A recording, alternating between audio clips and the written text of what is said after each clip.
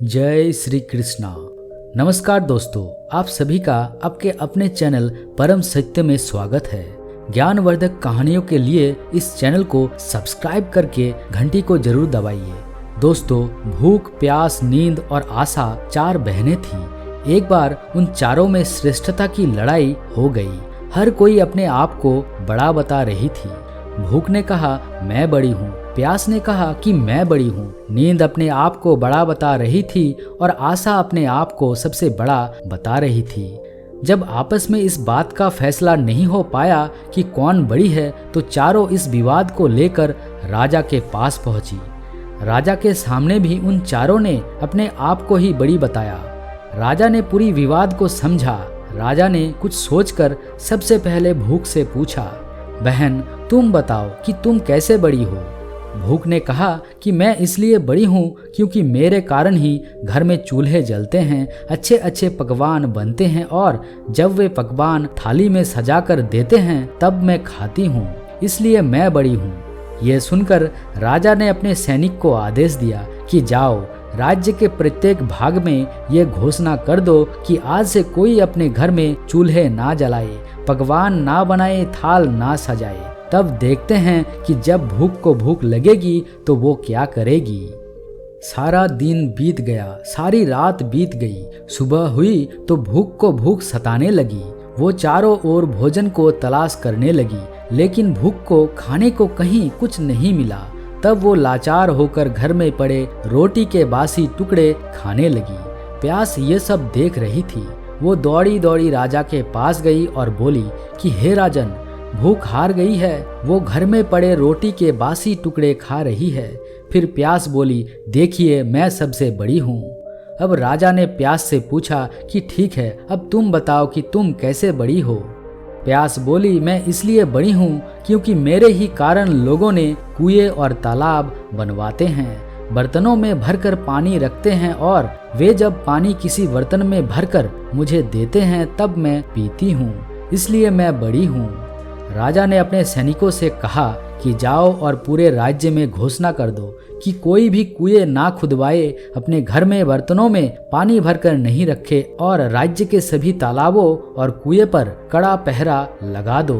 किसी को कोई बर्तन भरकर पानी ना दे। देखते हैं जब प्यास को प्यास लगेगी तो वो क्या करती है। पूरा दिन बीत गया और पूरी रात भी बीत गई। जब प्यास को प्यास सताने लगी, अब वो यहाँ वहाँ भटकने लगी। उसे जब कहीं भी पानी के एक बूंद भी पीने के लिए नहीं मिली तो मजबूर होकर वो झुककर एक गड्ढे का पानी पीने लगी। नींद ये सब देख रही थी। उसने तुरंत राजा को ये सब बताए और कहा कि प्यास हार गई है, वो तो गड्ढे का पानी पी रही है, इसलिए मैं बड़ी हूँ, अब इसमें कोई संशय नहीं रह गया है। राजा ने पूछा कि अब तुम बताओ कि तुम कैसे बड़ी हो। नींद बोली, मैं इसलिए बड़ी हूँ क्योंकि लोग मेरे ही कारण पलंग बनवाते हैं, उस पर बिस्तर लगाते हैं। जब वो मुझे बिस्तर लगाकर देते हैं तो ही मैं सोती हूँ, नहीं तो मैं नहीं सोती हूँ। अब राजा ने अपने सैनिक को आदेश दिया कि राज्य में ये घोषणा करवा दो कि कोई भी पलंग ना बनवाए, उस पर बिस्तर ना डलवाए। जब नींद को नींद आएगी तब देखते हैं कि वो क्या करेगी। दिन में तो सब ठीक रहा, आधी रात बीत गई। उसके बाद नींद को नींद आने लगी। वो इधर उधर बिस्तर खोजने लगी। उसने खूब ढूंढा लेकिन बिस्तर कहीं नहीं मिला।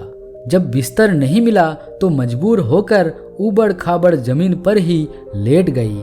आशा ये सब देख रही थी। वो तुरंत राजा के पास पहुंची और बोली कि नींद भी हार गई। नरम बिस्तर की बात कहने वाली नींद ऊबड़ खाबड़ जमीन पर ही सो गई है।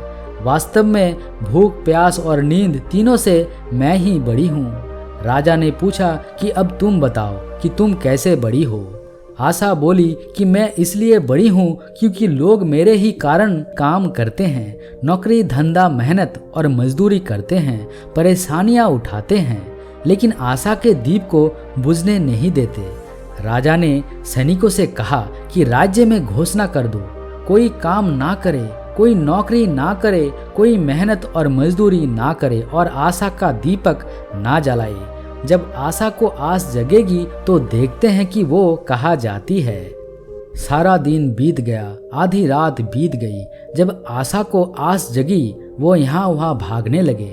चारों ओर अंधेरा छाया हुआ था, लेकिन टिमटिमाते दीपक की प्रकाश में एक कुम्हार काम कर रहा था। आशा वहां जाकर टिक गई। राजा ने देखा कि कुम्हार ने जो दिए बनाए थे वो कुम्हार की आशा के अनुसार सोने के हो गए। कुम्हार की छोटी सी झोपड़ी सुंदर महल बन गई। ये देखकर राजा बहुत खुश हुआ।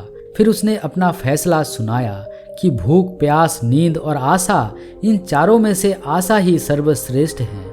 ये सारी दुनिया आशा अर्थात उम्मीद पर ही टिकी हुई है।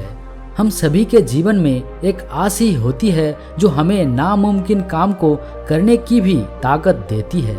आशा घने अंधेरे में रोशनी की उस किरण की तरह है जो मनुष्य को घनघोर कष्ट में भी जीने की प्रेरणा देती है। इंसान हर बुरे समय से भी लड़ लेता है क्योंकि उसे एक आस होती है कि ये कष्ट का समय भी निकल जाएगा और अच्छे दिन भी आएंगे। यदि इंसान के जीवन में आस ही ना हो तो वो एक मरे हुए इंसान के समान हो जाएगा। इसलिए कभी आशा का दामन मत छोड़ना, क्योंकि आशा ही सर्वश्रेष्ठ है। दोस्तों, इस वीडियो को बोलते समय कोई त्रुटि हो तो क्षमा चाहता हूँ। उम्मीद है आप सभी को ये वीडियो अच्छे लगे होंगे। अगर आपको पसंद आई है तो इसे लाइक और अपने दोस्तों के साथ शेयर करें। अगर आप भगवान श्री कृष्ण के सच्चे भक्त हैं तो कमेंट बॉक्स में जय श्री कृष्णा अवश्य लिखिएगा। और हाँ, परम सत्य के ऐसे ही ज्ञानवर्धक वीडियो के लिए चैनल को सब्सक्राइब करें। तो मिलते हैं एक नए वीडियो के साथ, तब तक के लिए जय श्री कृष्णा।